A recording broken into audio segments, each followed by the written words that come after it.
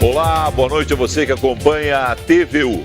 Meu convidado desta noite vai falar um pouco sobre jornalismo, futebol, política. Pena que a gente não tenha assim, umas 3 horas para conversar com ele, 1 hora sobre cada assunto. E, é claro, outros assuntos que vierem ao longo desta entrevista. Ele disse que não tem pergunta ruim, tem resposta desastrada.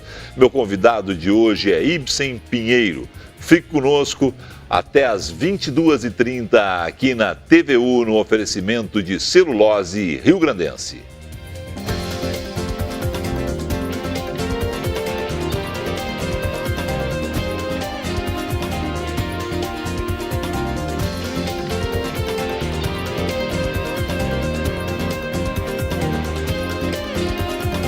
Jornalista, político, fã e dirigente de futebol. Não sei se jogava grande coisa. Dizem alguns que jogava, né? Mas não sei se jogava grande coisa. Ibsen Pinheiro, prazer em tê-lo finalmente aqui. Boa noite. Começo pela tua última observação. O futebol. Jogava pouco. Jogava pouco. Por isso aprendi.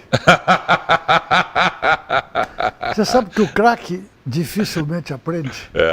Porque o craque tem um talento tal, não tem mais a fazer. E um instinto tal, que ele acha que o futebol se resume à qualidade. É natural que ele pense assim, porque o que ele tem de mais importante é a qualidade. Eu que não tinha qualidade... Qual era a posição? Lateral direito. Lateral direito. Lateral direito. E percebi uma coisa, Felipe. Minha atuação crescia exponencialmente quando o jogo acabava. Porque na hora da fala... Eu explicava melhor que a maioria. Eu acho que é essa a diferença que o pessoal de Butiá sempre dizia para eu fazer as entrevistas, sabe? Eu explicava melhor. Agora eu descobri porque eu era o entrevistado da rádio. Perna de pau. Observa os grandes treinadores de futebol. Foram craques. Olha, que tenha sido um grande treinador e um grande jogador, são tão poucas as exceções. Quem é que o senhor lembra? Telê? Telê era um bom jogador? O Telê foi um grande treinador, mas foi um jogador simples, de esquema. Um pontinha de recuo. Um Zagallo da direita. Zagallo do lado direito. Grande treinador. O Cruyff foi um grande jogador, mas ele era um chefe de equipe. Não era, a rigor, um treinador de campo, aquele que cuida do detalhe coletivo e individual. Não, o Cruyff não. O Cruyff era o chefe da comissão técnica, como o Beckenbauer. Falou de treinador a presidente do Bayern. Então, olha, talvez me fuja o nome agora, treinou o Grêmio, jogou no Barcelona e no Real Madrid, atacante brasileiro. Evaristo Macedo. Este talvez tenha sido sucesso completo como jogador e como treinador. Tem fotos dele nas duas galerias, tanto no Camp Nou quanto no Santiago Bernabéu. E foi figuraça. E um treinador de sucesso. Uma vez teve uma crise, eu era chefe de esportes da RBS, uma loucura que fizeram lá na RBS TV, e nos colocaram lá e tal. E teve uma crise, daquelas crises que de vez em quando os dirigentes criam com essa TV, essa mídia e tal. Aí tinha uma crise com o seu Evaristo. E eu tinha que ir lá para reatar os nós, reatar os pontos. Não, ele não vai dar entrevista mais para a RBS TV. E eu, como é que eu vou fazer, rapaz? Evaristo Macedo, eu me lembrei que eu tinha estado nos 2 estádios, tinha visto a foto dele e não me apresentei. Cheguei assim, quero conversar com o senhor, porque só o senhor tem a foto nos 2 estádios. Não, tem mais uns 3 ou 4, e nós ficamos conversando uma meia hora. Até eu me apresentar para ele e dizer que eu era da RBS TV. Aí eu já tinha... Já estava aliviado. Já estava aliviado. Aí eles, não, tudo bem, eu volto a dar entrevista. Mas pode ser tu fazer entrevista? Não, eu estou lá, eu estou fora. Aí ele, não, tudo bem, vou voltar, tá tudo bem. Mas era uma grande figura, um grande papo, uma grande conversa. Olha, e o Evaristo foi um jogador excepcional, o cara que foi craque no Barcelona e no Real Madrid. E um grande treinador. Mas é muito raro isso. No geral, o treinador é Filipão, grande treinador, zagueiro tosco. Mano Menezes. Não era. Tite. Não era. Quem mais? Luxemburgo, Minelli. Luxemburgo foi seu jogador? Luxemburgo foi seu jogador? Foi, meu não. 75 o senhor não estava no Inter? Não. Não, 75. Nesse momento eu não estava. Luxemburgo lateralzinho, não é? Mas o jogador deficiente, ele percebe, primeiro, que o futebol é um esporte coletivo. E o gênio acha que o futebol é uma atividade de gênio. Então, por que tu encontra aí Pelé, não é treinador, Garrincha, não é treinador? O próprio Zico, a carreira de treinador menor, é que o super craque, ele acha, primeiro, que o time é uma junção de craques. Se pegar aquela seleção, por exemplo, que encantou o mundo da seleção brasileira de 82, vários tentaram ali, né? O Edinho foi treinador, Zico, Falcão, Júnior, Cerezo, talvez a carreira mais longeva deles, mas nenhum com um destaque fantástico em nível de Brasil, por exemplo, sim. Ou mesmo no exterior. O Cerezo, o Zico, o Falcão treinaram no exterior. Não tem uma... Então, o treinador geralmente é um jogador medíocre e isto não é por acaso. O jogador medíocre é levado inevitavelmente a perceber, primeiro, que ele pode ganhar. Segundo, que ele pode até ficar rico sendo medíocre. Terceiro, ele olha e vê que entre os 11, às vezes tem 2, 3, 4, 5, 6, 8, 10 medíocres. Então ele percebe que a função coletiva é a primeira característica de uma equipe de futebol capaz de ser vitoriosa. E depois a qualidade entra até para fazer a diferença entre as organizadas, entre as equipes organizadas. Porque as que não têm organização, às vezes passam para a história pelas derrotas, como o nosso time de 82. Sim. Passou para a história por uma derrota. Não é? Sendo natural de São Borja, terra dos presidentes, o senhor foi presidente, ocupou lá a presidência, futebol entrou primeiro que a política na sua vida. Como é que foi ali a ordem certa dos fatos? Essa ordem tem 3 atividades ou 3 campos que marcam a minha vida. Para mim, pelo menos, né? Futebol, política e jornalismo. Certo. Dessas 3, a vocação mais tardia foi o jornalismo, aos 15 anos. Já fazia política antes? Já antes. Política e futebol antes. E eu acho que a primeira foi o futebol, porque eu não lembro quando começou. O senhor veio para Porto Alegre quando? Novo, né? Com 8 anos. 8 anos. 8 anos. 8 anos. Sim. E a política eu lembro quando começou na minha vida. Ali pelos 9, 10 anos, com a redemocratização em 45, os partidos surgiram e eu me interessei pelos partidos. Vinha de um pai anarquista e uma mãe comunista, então o partidão já surgiu na minha vida aos 10 anos. Naturalmente, partidão. Naturalmente, aos 10 anos.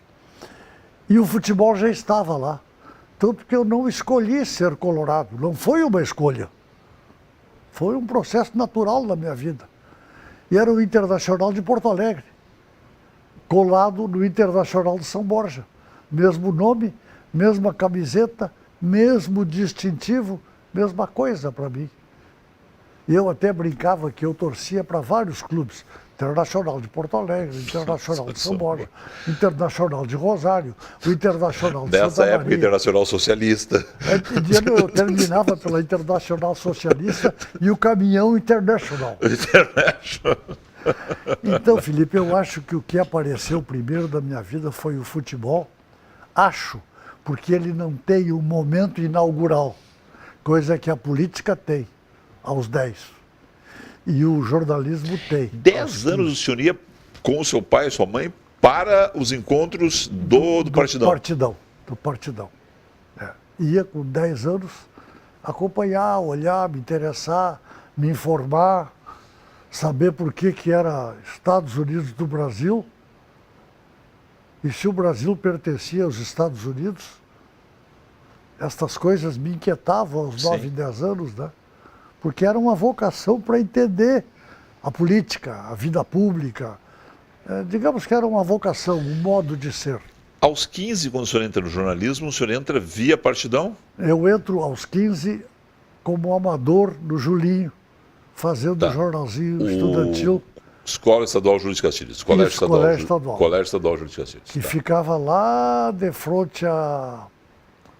Hoje é a Faculdade de Economia. Sim. Lá na João Pessoa, no comecinho lá. Ao lado da Escola Não é de onde Engenharia. está hoje Não. o Julinho. Entre a Escola de Engenharia e a de Direito. Ali era o Julinho. E ali, aos 15 anos, jornalismo estudantil, nós, da Juventude Comunista, fazíamos um jornalzinho que se chamava A Chispa, que era simplesmente a tradução da Iskra, um jornal do Lenin, um jornal clandestino na Rússia czarista do Lenin. Iskra. Então aí já se misturava política e jornalismo. Quem era a turma dessa época? Porque era uma. Quem eram os Sim, conhecidos? o Carlos Augusto Monteiro, colega de jornal também, não Sim. tenho visto ultimamente. E outros da UJC, a União da Juventude Comunista, nos anos 40. Estamos falando aí de 49, 50, quando eu tinha 15 anos. Sim. E aos 16, no começo de 52, aí eu me profissionalizei. Entrei para o Jornal do Partidão, que era a Tribuna, Ah, tá. e o Jornal do Partidão, eu aí fui trabalhar lá, no Jornal da Tribuna. E O aí, Jornal do Felipe, Partidão não tinha página de esportes, né? tinha, sim, Tinha parte de esporte? Tinha parte de esporte. Eu dava meus pitacos. Já dava os ali. pitacos ali? Dava. De vez em quando escrevia e passava para o cara do esporte. E no jornal quando eu fui para o Jornal do Partidão, e aí eu já me senti adulto, com Sim. 16 anos, parei de estudar. Larguei o ginásio, porque eu tinha a tarefa de uma revolução social pela frente. Não é? Então, parei de estudar, 16 para 17 anos, sem terminar o ginásio. Isso já é pós-suicídio de Getúlio. Aí já é pós-suicídio. Não, foi Isso é antes de antes. 54 ainda? Não, isso é 52. Isso é 52. Quando o Getúlio se matou, eu tinha 19 anos e era secretário de redação do jornal já. Já era um jornalista veterano, Nossa. com 3, 4 anos já de trabalho. Me lembro que aquela madrugada do Getúlio no Catete, eu acompanhei na Tribuna Sim. para fechar o jornal, para fazer a manchete e fechar o jornal. Acompanhei pela Rádio Nacional o noticiário da reunião no Catete. E quando o Getúlio concordou em se licenciar, o Partidão estava numa linha udenista, até de anti-getulismo, porque vinha com a marca do Estado Novo, né? E eu fiz a manchete: Getúlio sai e não volta. Esse não volta não estava autorizado Sim. pelos fatos concretos, porque ele só concordou em se licenciar. Mas eu fiz a manchete adivinhona: sai e não volta. Resultado, o povo na rua foi lá e quebrou o jornal. O jornal. Quebrou, jogou os móveis tudo pela janela. Ou seja, não foi só a Jovem Pan, não foram os ligados aos Estados Unidos que tiveram Consulado americano. o consulado americano. American Boate. Não teve isso aí. Você sabe que a American Boate, Também teve uma revolta contra o jornal do Partidão. Partidão que estava no antigetulismo. Sobrou para os dois lados. Sobrou Eles. para os dois lados. Sobrou para o American Boate, Sim. sobrou para as casas americanas, que era de judeu, não tinha nada que ver. Mas ali o que era americano, Sim, que Era tinha inimigo. qualquer referência. é os meus 19 anos, um jornalista veterano. Aí o senhor segue na política sem ainda entrar na política concorrendo. Não, Sem tradicional, concorrer. convencional não. Tá. O senhor segue no jornalismo, vai para onde? Aí, Felipe, eu tive um drama, digamos assim, pessoal, produto de uma conjuntura política. Aí, no ano de 56 e 57, 19º Congresso do Partido Comunista da União Soviética, 20º Congresso, Khrushchev, os crimes do Stalin. Aquilo impactou revisionismo. impactou de tal modo que eu resolvi deixar a militância comunista. Tá, Mas eu não queria sair dali para o anticomunismo. tá. e percebi, entre essas duas opções, continuar na militância e sair para o anticomunismo, como fez Carlos Lacerda Sim. e outros, eu optei por simplesmente, discretamente, fazer aquilo que os comunistas definíamos na época como me ligar à produção. Porque eu estava funcionário do Partidão, no jornal do Partidão. Sim. Resolvi me ligar à produção. Fui trabalhar na imprensa burguesa, ou então imprensa sadia, como ela própria se classificava. E aí fui trabalhar junto com Carlos Bastos, Lauro Schirmer, no jornal A Hora. A Hora. A Hora. Antes eu trabalhei na agência Sotel, com o Mafuz, em 57, meus 21 anos. Então eu saí do Partidão discretamente, não rompi, não saí atirando. Foi fazendo um movimento de distensão. De extensão. Se afastando. Eu costumo dizer que, eu não sei se eu mudei, eu sei que o comunismo mudou naquela época. A Hora era um time de primeira, né? Era assim. Era um time, vocês formaram ali um time que depois foi parte para a Calda Júnior, parte porque hoje é a RBS, que foi o primeiro momento. Para a última hora, que foi antes da Para a zero última hora, né? Mas eu digo assim, foi se dividindo. Era um time, era um jornal de pesos pesados. Era um jornal que fez diagramação, É. que era coisa que aqui não se fazia. Você botava a matéria na primeira página e vinha baixando lá, e quando terminava o espaço, continua na página tal. Né? Aí a Hora trouxe a cor, trouxe a diagramação, trouxe a chamada de primeira página.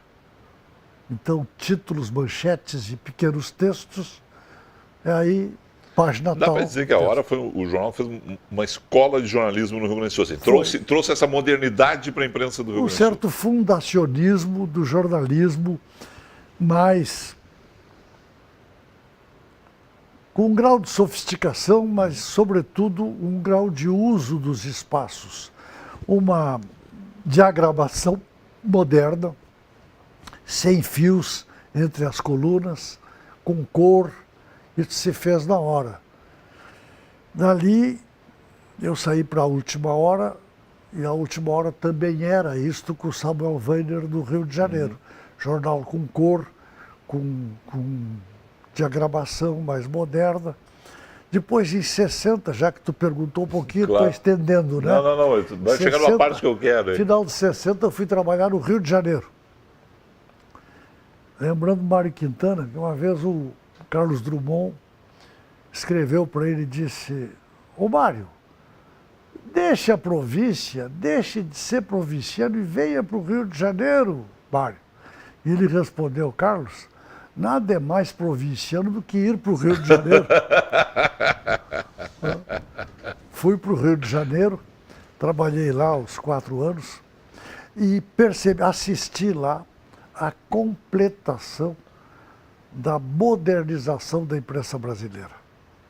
Esta aqui, na Última Hora, lá por 57, 58, 59, no Jornal do Brasil também, em 57, no Diário Carioca, onde eu trabalhei, onde surgiu o lead e o sublead, o resumo da matéria nas primeiras linhas. As primeiras 4, 5 linhas. Claro.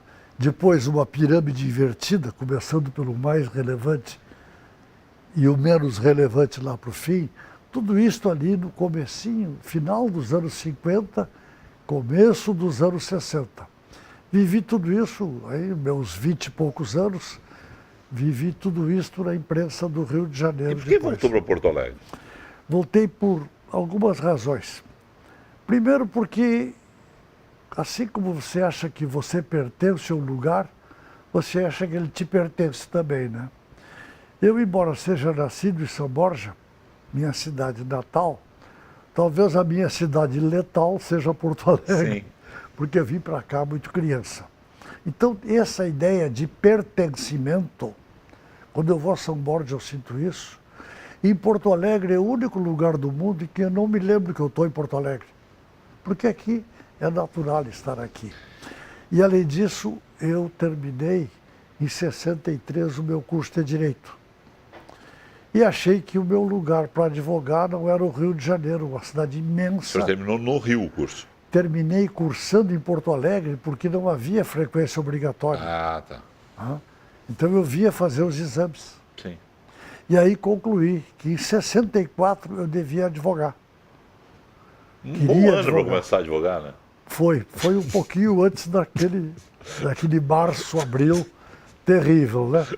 Estou conversando com o Ibsen Pinheiro no 21h30 de hoje. A gente vai a um rápido intervalo comercial. Na sequência, outras histórias e outras conversas.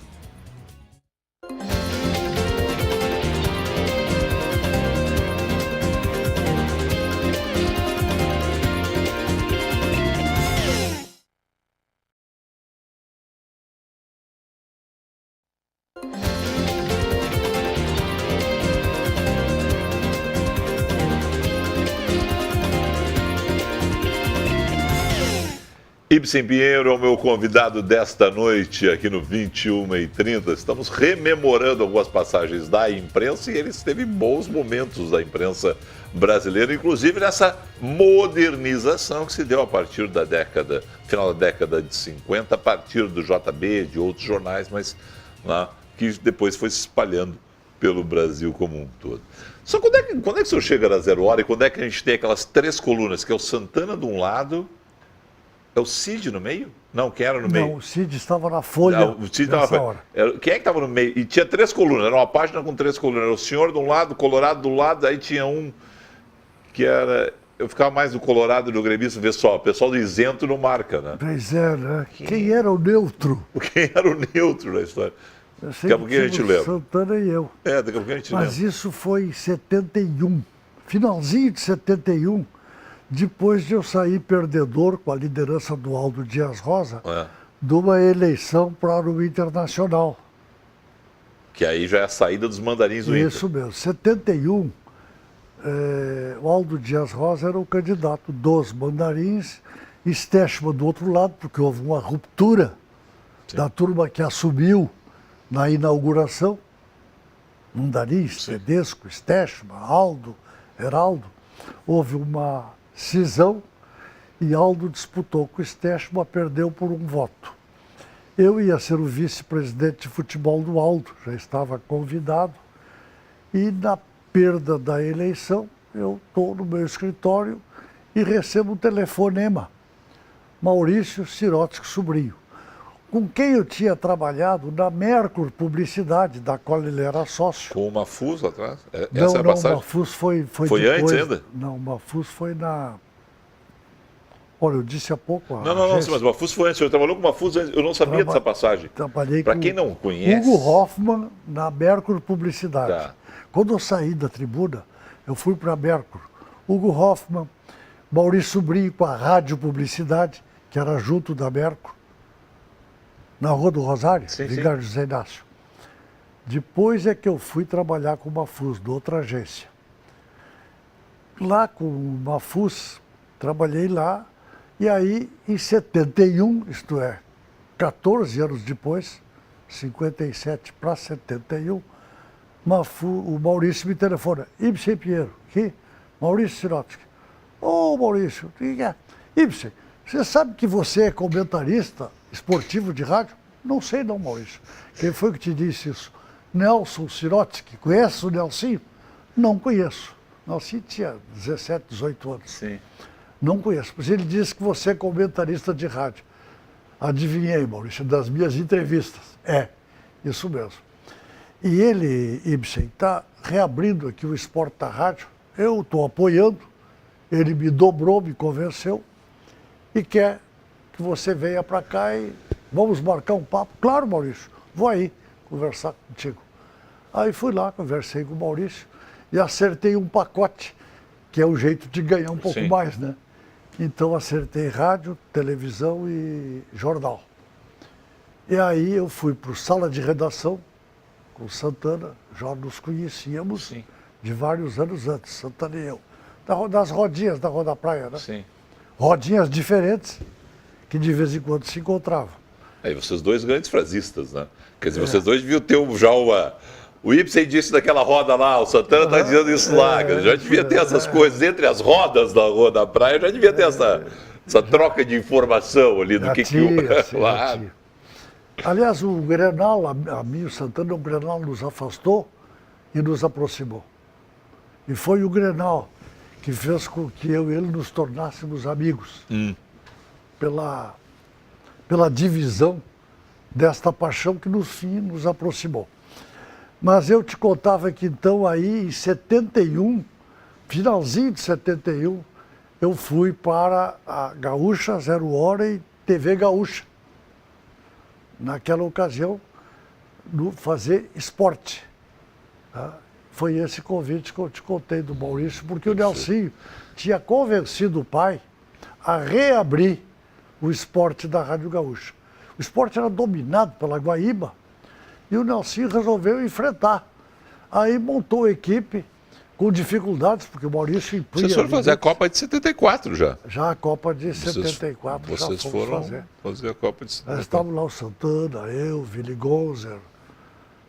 Era uma equipe respeitável, né? Porque também todos eles muito talentosos, todos vocês muito talentosos. Tinha uma supremacia da Guaíba naquela época. Tinha, sim. Mas... Lauro e Osterman, né? É. Só isso aí, né? Lauro, Osterman, Ranzolina, todo Via Pedro Carneiro Pereira no passado recente. Era uma coisa. E aí, aquela ocasião, Felipe, eu acho que foi quando nos encontramos, ou um pouco depois, dos anos 70. Sim. Naquela ocasião, eu passei a fazer centralmente esporte, porque eu já tinha feito política e geral. O senhor não era o senhor não tinha feito Ministério Público, no concurso do Ministério Público? Não, fiz aí do finzinho dos anos 70, comecinho dos anos 80. Quando é que o senhor retoma a carreira política? Quando é que o senhor decide, não, tenho que ir para a política? Não, na verdade, eu fiquei fazendo política sem partidão. Retoma quando é que o senhor vai encarar a urna? É isso aí que eu ia perguntar. Isso, digamos, a carreira oficial. A carreira assim. Oficial, essa carreira. Porque entre o partidão e a candidatura eu continuei fazendo política. Claro. Eu advoguei, por exemplo, para preso político no regime militar. 64, 65, 66, até os anos 70, advoguei para o regime militar, fui preso pelo DOPS, porque eu estava fazendo política. Não tinha o partidão e não tinha... Quando puxavam a ficha no DOPS, lhe lembravam da sua passagem pelo partidão? Depois da redemocratização eu recebi essa cópia da ficha. É grande, sabe? É grande? É grande. O senhor era subversivo? Era subversivo mesmo. E com a redemocratização, aí eu me filiei ao MDB. Porque, seduzido pela luta armada, cheguei a viajar para o Uruguai, reuniões com o Brizola, eu estava imaginando que podia ser o caminho à luta armada. Com alguns companheiros, que eu não vou citar o nome, porque eu não sei se eles querem, mas cogitamos disso. Eu tive uma percepção, não sozinho, com outros companheiros, que a luta armada só iria fortalecer o regime. Nós não tínhamos base social para a luta armada, base econômico-financeira para a luta armada, apoio logístico. Então eu achei que o melhor caminho era o da resistência política. E me filiei ao PMDB logo na sua fundação, em 66, optando pela luta política dentro das regras que o regime militar impunha, porque achei, e no fim eu acompanhei o caminho certo, que era o da resistência política dentro das regras do jogo, porque a luta armada só fortaleceria o regime militar. 78 é a primeira eleição? 76. 76 é a primeira eleição. Eu não pretendia, Pedro Simão me dobrou, Pedro Simão e eu convivemos, temos alguma diferença de idade, mas nós dois começamos muito jovens. Eu era ginasiano e eu trabalhava na política estudantil do Julinho, e ele do Rosário. Éramos adversários. Sim. Colégio Rosário Sim. e Julinho, dois polos da política estudantil. Mas nos conhecemos lá. E aí Pedro Simão me convocou para ser candidato a vereador. Eu disse, não, Simão, eu sou político e pratico política, mas não quero me candidatar, estou aí na minha atividade profissional, estou até ganhando bem, fazia um pacote lá, e advogava. Consegui ajustar que no jornalismo eu fiquei com o horário noturno, tá? Ou matutino. Sim. E advogava de tarde. Depois passei a advogar o dia inteiro e trabalhar de noite. E achava que o jornalismo podia sustentar meu escritório enquanto ele não rendesse. Certo. E descobri que já o primeiro mês o escritório deu um lucrinho. Tá? E a advocacia passou a ser a minha atividade central, deslocando o jornalismo para a atividade secundária. Quando o Simão me convocou, que eu não queria, eu disse como último argumento, mas eu acho que eu não me elejo, Simão. Tu vai ser o mais votado, Ibsen. E foi. Bom, o palpite do Simão do mais votado me deu a expectativa de ser votado, né? De fato, eu fui o vereador mais votado. Foi muito tempo, inclusive, demorou a bater o seu número, né? Por muito tempo lá com a eleição de 76, o senhor foi o mais votado. Depois, acho que na década de 90 que foram bater a eleição, a quantidade de votos que o senhor fez, né? Não teve isso? Eu acho que teve. Eu acho que o senhor ficou umas 2, 3 eleições sendo o mais votado, viu? Sim, não, e outra coisa, eu sou o mais votado de 2004 para cá de novo. 2004 o senhor de novo, não? Fui o mais votado de novo, em 2004. E no intervalo, quem foi o mais votado foi o Fortunati. É. Daquela crise Teve com o uma grande PT. votação da Sara Conino, e depois o Fortunati veio na crise quando ele saiu do PDT, quando ele foi para o PDT, Isso mesmo. que ele ia ser candidato a... Fez uma grande votação. E eu fui candidato a vereador, então, em 2076 e 38 anos depois, em 2004. Foi a maneira de o senhor retornar para a política com votação. Foi. O senhor teve, em algum momento, o senhor temeu não se eleger em 2004?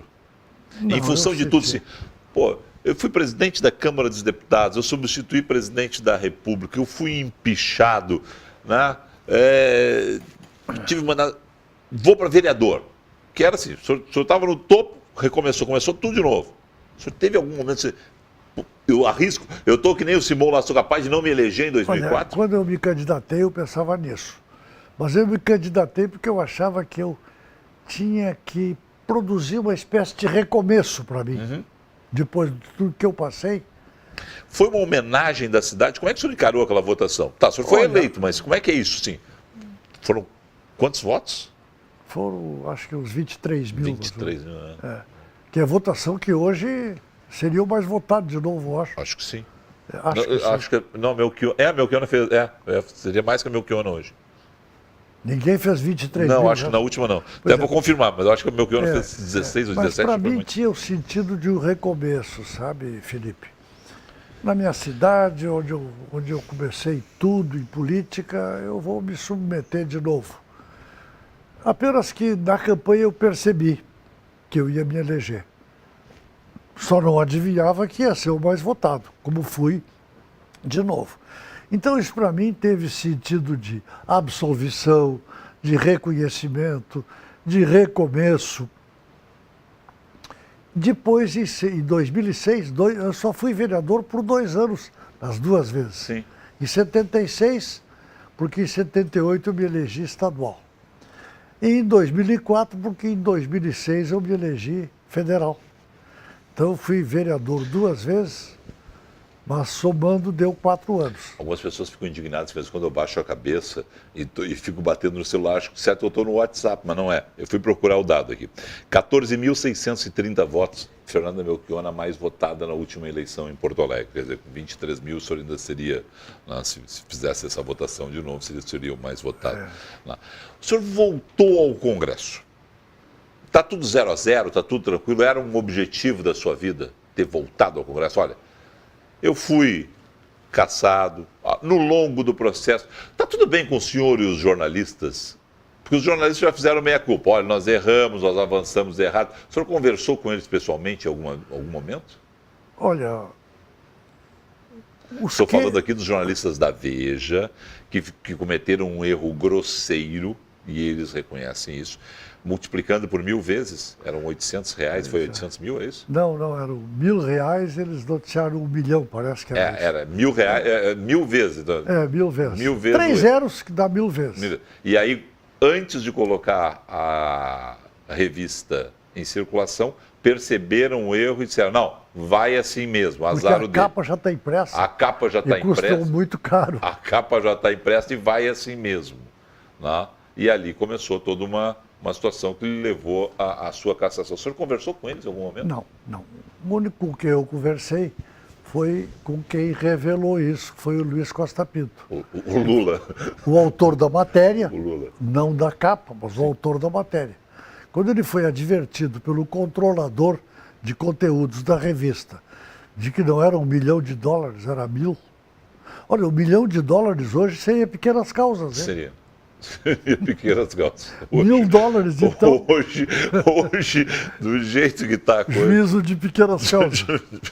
Mas o senhor conversou com ele só? Não, só com ele. Agora, com muitos jornalistas, inclusive daqui, alguns se engajaram no apedrejamento. Não cobrei de nenhum. Não cobrei de nenhum. O senhor não foi nem à justiça depois? Não. Poderia, né? Caberia. Eu não fui por 2 razões, Felipe.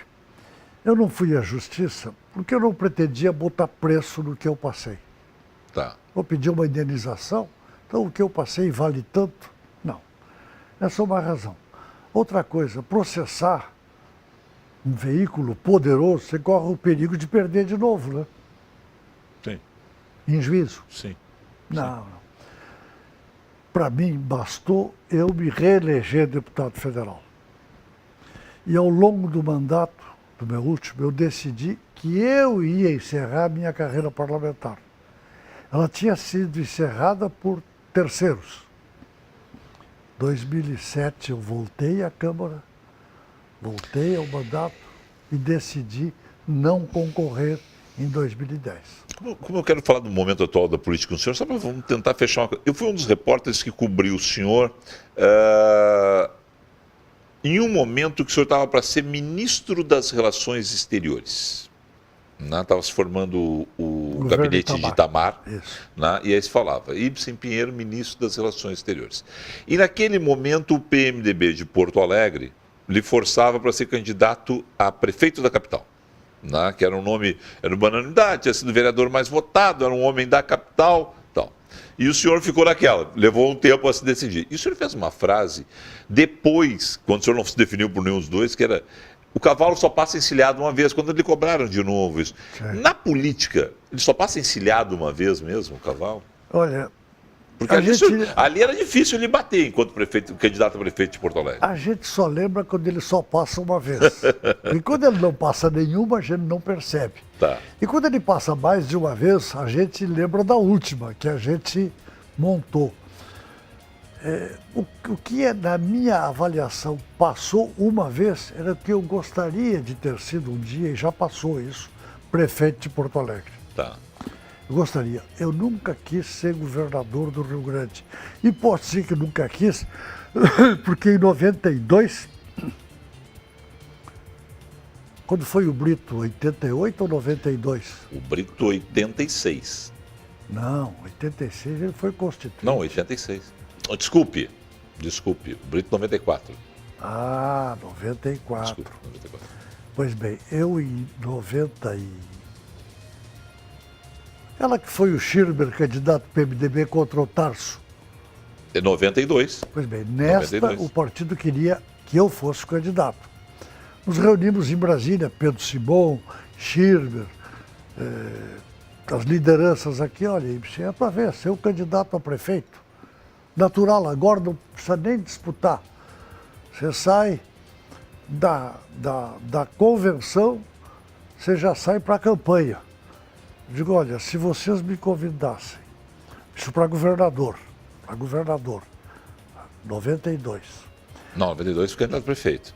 Schirmer e Tarso, 94 a candidatura do Brito. Então, 92 para 94. Isso.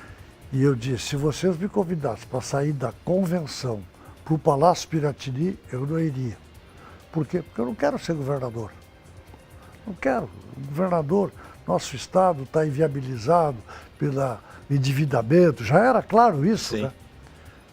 Nem cogitei disso. O Brito não tinha saído ministro ainda da Previdência Social. Ele saiu ministro da Previdência, fez uma grande gestão e se tornou o candidato que derrotou o Mendes Ribeiro na convenção. Na de 92, eu gostaria de ter sido candidato a prefeito, mas eu era presidente da Câmara. E achei que não poderia conjugar para a campanha eleitoral a gestão da Câmara, até porque foi o ano do impeachment do Collor. Exatamente. Você imagina, o impeachment foi votado a 29 de setembro e a eleição foi 3 de outubro. Muito eu fiz plantão ali no bairro Petrópolis, aqui naquela época ali do impeachment, ali, porque o presidente da Câmara descia em Porto Alegre, nós íamos para o bairro Petrópolis acompanhar. Um rápido intervalo, a gente volta para fechar o programa, falando um pouco do momento político brasileiro com Ibsen Pinheiro.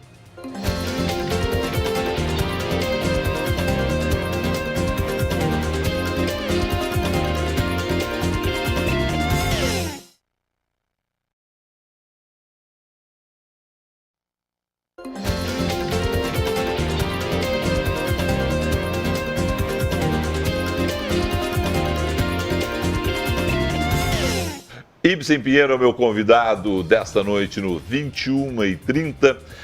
Eu tenho 13 minutos para a gente conversar várias coisas sobre essa política atual. A primeira questão é o seguinte: o senhor já esteve lá, o senhor tem uma noção do que pode acontecer. Temer termina o mandato, Temer corre risco nesse momento. O Brasil está indignado com tudo que está acontecendo na política. Qual é a sua avaliação? É do seu partido. Vou te dar uma resposta com absoluta firmeza. Não sei. Por que o senhor não sabe? Porque ninguém sabe.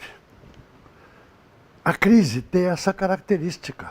A crise se resolve por modos possíveis, que nem sempre são imagináveis.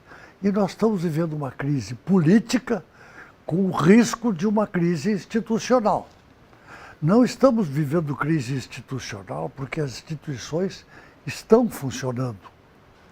Mas a crise política é muito aguda. Quando uma instituição funciona, como o Tribunal Superior Eleitoral funcionou recentemente, está funcionando mesmo, porque afinal de contas, com excesso de provas, rasgaram as provas, disseram, não, agora não é o momento de se avaliar essas provas. Mas é que a busca da verdade tem duas regras.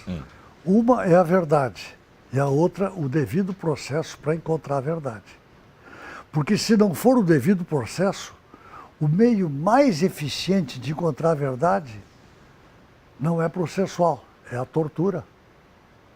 Nada é caminho tão curto para a verdade como a tortura.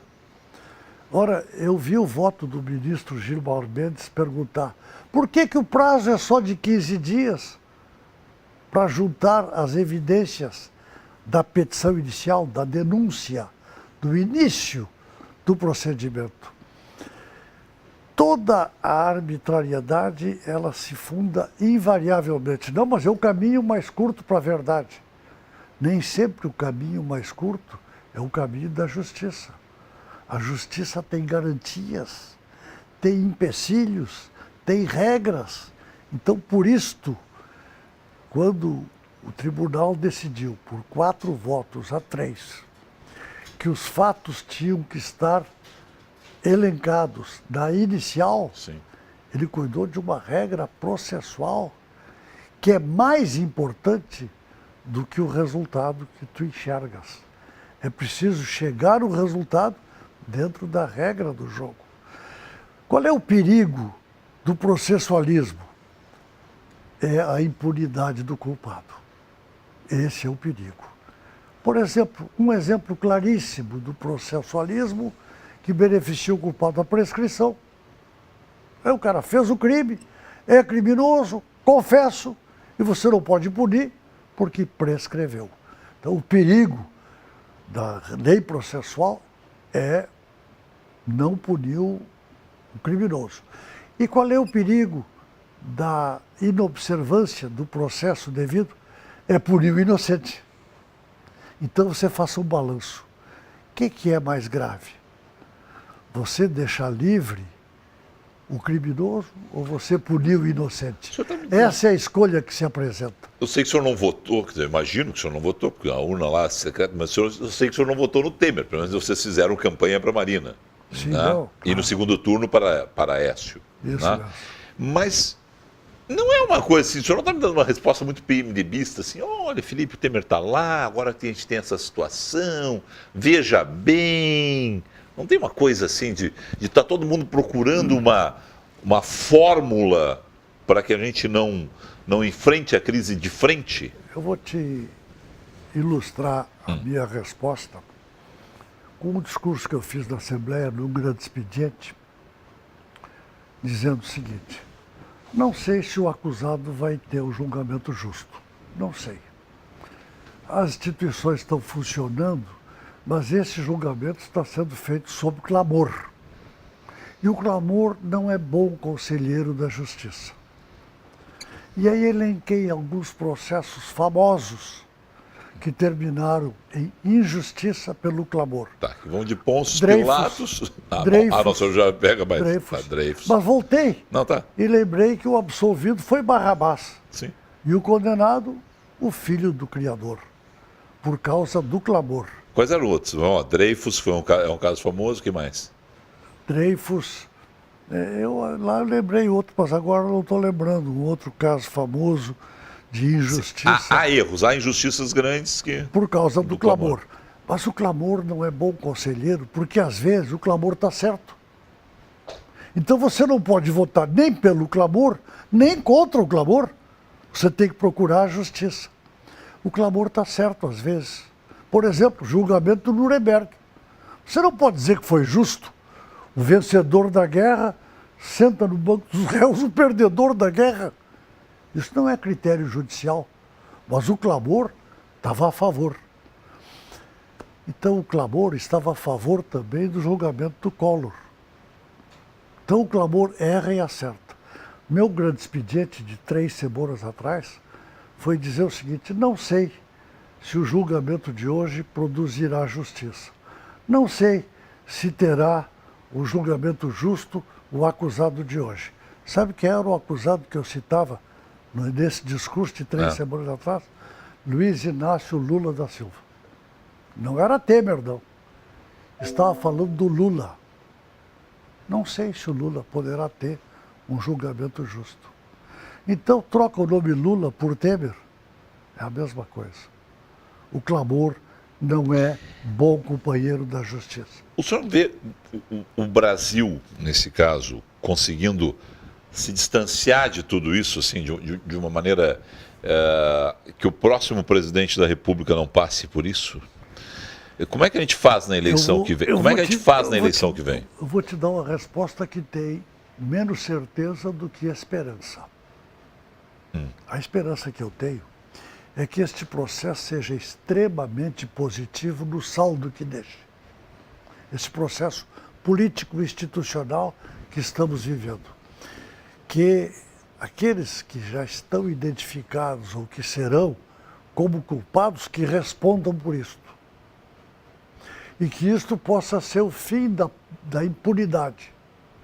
Mas que a impunidade não seja substituída pelo punicionismo, que é o oposto, com a intenção de punir por suspeitas, por informações incompletas, por cobranças públicas, por cobranças de imprensa, por cobranças de esquina, porque o punicionismo é tão negativo quanto a impunidade. O ponto de equilíbrio é o devido processo legal, é responsabilizar dentro da lei e dentro da normalidade. E que isto produza um ambiente cultural superior. Um ambiente cultural em que o malfeito não esteja frequentando a rotina das figuras públicas. Eu tenho essa expectativa. Perguntar para um parlamentarista se tem que trocar o sistema é uma pergunta óbvia. Tudo bem. Mas é o seguinte, nós vamos continuar presidencialista por mais um bom tempo. Eu espero... Dentro do presidencialismo, como é que faz? Nós tivemos a crise do Collor, tivemos denúncias contra Fernando Henrique. O único presidente que não teve denúncia foi o Itamar. Fernando Henrique teve denúncia, Lula teve denúncia, Dilma caiu, Temer está cheio de denúncia. Dentro do presidencialismo, nós temos alguma salvação? Bem, eu acho que essas denúncias têm como causa os desvios de conduta, mas não é a única causa, não. Não é a única causa. Há também uma visão muito facciosa contra os poderes políticos, o executivo e o legislativo. Você sabe que se outras instituições tivessem idêntica cobertura de imprensa, o ambiente não seria o mesmo. Ou não haverá desvios de conduta no Judiciário, no Ministério Público, na Fazenda, da Polícia. É claro, porque a natureza humana está ali presente. Eu me lembro que uma vez este presidente do Transparência Brasil, qual é o nome dele? Carlos Castelo Branco. Não, o Abramo. Jornalista Cláudio Abramo. Cláudio Abramo. Ele disse, na frente de 3 deputados... O Gil Castelo Branco é das contas abertas. Cláudio Abramo, tanta ONG agora que a gente se confunde. Cláudio Abramo disse na TV Câmara, com 3 deputados e mais alguns jornalistas. Só no passado a gente distinguia na política quem era decente e quem não era. Hoje não se distingue mais. Disse na presença de 3 deputados. Imagina a grosseria disto, assim, vis-à-vis. Eu me controlei para não dar uma resposta grosseira. Disse, jornalista Abramo, a vantagem de criticar o legislativo é que quase nunca erra. Assim dizer, esses defeitos que você aponta estão presentes aqui. Gente que só veio para se arrumar, gente que não tem limites de conduta, gente que só pensa em si mesmo. É mesmo? É.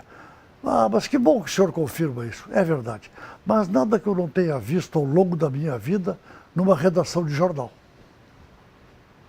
Ele se surpreendeu. Disse, a natureza humana está presente aqui e numa redação de jornal. E aí acrescentei, aqui a gente fala em propina. Lá em jornal se fala em jabá. Sim. É dentro das redações que se fala em jabaculê. É a natureza humana. Vou exagerar um pouco. Isso se vê até num convento. Ele me perguntou, e o senhor acha que tem propina no convento? Talvez não tenha, mas pedofilia eu não vejo aqui. Cada instituição tem a sua vulnerabilidade. Então é preciso que haja uma percepção de que a política não é a concentração do restolho. Não. Ela é mais exposta que as outras instituições. É por isso que uma vez um deputado disse que a Câmara é o resumo da sociedade brasileira? Um presidente da Câmara? Como é que é a frase? O que o povo quer, esta casa acaba querendo. E esta casa tem também um resumo do que é a sociedade. Aqui, o senhor foi mais longe, aqui tem bandido, aqui tem... Tem de tudo. Tem de tudo. Aqui tem de tudo, inclusive bons deputados, era o que o senhor dizia. Como em qualquer instituição. Então eu gostaria, quando eu falo especialmente com os colegas jornalistas, vamos dar isonomia no tratamento. Isonomia no tratamento. Toribio, eu estou lhe convidando desde setembro, quando a gente estreou o programa, a vir aqui. Eu espero que o senhor volte mais rápido do que veio a primeira vez, tá bem? Se eu soubesse que era tão bom, eu já tinha vindo. E se você quiser, veio semana que vem de novo. Bem, bom. Não, porque faltaram umas 2 horas aí para a gente terminar só para a primeira parte da coisa. Quero lhe agradecer muito, desejar uma boa noite para o senhor. Obrigado mesmo. Felipe, foi uma alegria. Primeiro te reencontrar aqui, nossa velha convivência profissional. Melhor quando tem uma costela na nossa convivência, isso é verdade. né? Gorda. Porque nós dois gostamos de carne de costela. Isso mesmo, churrasco. Esse negócio gordo, de churrasco de outras carnes. Não, então é melhor comer salada. Exatamente. Felipe, foi uma alegria grande, viu? Obrigado ao senhor. Um abraço. Ibsen Pinheiro foi meu convidado dessa noite. Deixa eu só lembrar o seguinte. Nesta terça-feira, catálogo de obras de arte, Centro Histórico Cultural Santa Casa. Também teremos um leilão em favor da Casa de Apoio Madriana. Por todo o programa esteve comigo aqui esse novo conceito da Santa Casa, o amor pela vida, que é o novo conceito que a Santa Casa está difundindo, né? Antes de tudo, amor pela vida. E amanhã tem um leilão de obras de arte no Centro Histórico Cultural a partir das 7h30 da noite em favor da Casa Madriana. Um abraço para o Dr. Alfredo Engler, provedor, para o Dr. Fernando Lucchesi, também do São Francisco, do Hospital São Francisco. A todos, muito obrigado pela sua sintonia. Tchau!